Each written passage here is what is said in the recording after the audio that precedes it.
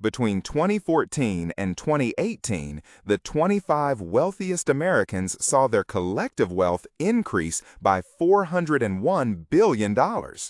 Yet, according to ProPublica's analysis of IRS data, they paid a true effective federal tax rate of just 3.4% on that growth.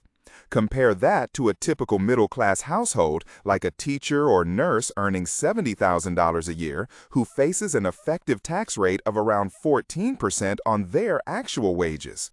This is not an accident of the tax code. It is a fundamental feature of how we define taxable income under the current system. Why is this effective rate so low?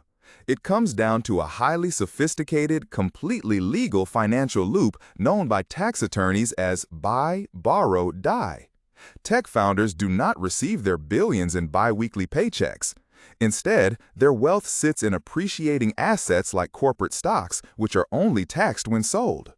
To fund their lavish lifestyles, these billionaires take out low-interest personal loans against their stock holdings, using the shares as collateral.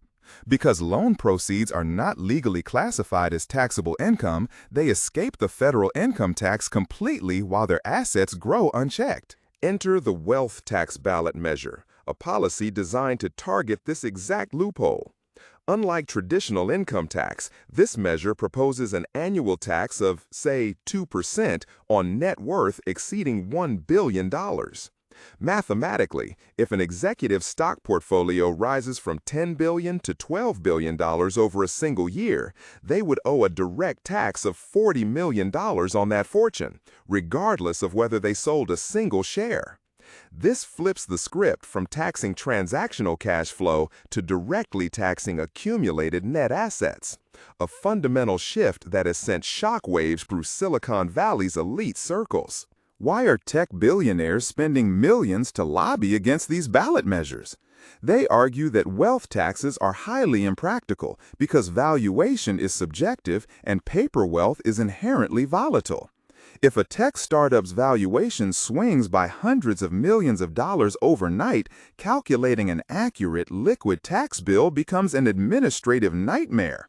They also warn of massive capital flight, claiming founders will simply flee states like California or New York to tax havens like Texas or Florida. Critics point to Europe in the 1990s, where 12 countries had wealth taxes, but most repealed them due to high administrative costs and capital outflow. But these warnings of economic doom ignore a much more pressing structural crisis: the extreme concentration of capital. Today, the top 0.1% of Americans hold almost as much wealth as the bottom 90% combined. This isn't just a moral crisis, it's a massive drag on systemic economic stability. When billions are hoarded in unproductive financial assets rather than circulating in the real economy, consumer demand weakens. Economists estimate that a modest national wealth tax on the top 0.1% could raise over $3 trillion over a decade, providing critical public funding for crumbling infrastructure, universal child care, and public education. Ultimately, a billionaire wealth tax is not about punishing success. It is about sustaining the very social infrastructure that allowed that success to happen in the first place. Tech empires rely heavily on public goods, from the federally funded research that created the internet to the public roads used for shipping to the state-educated workforce that builds their software. By reclaiming a small portion of this extreme wealth, society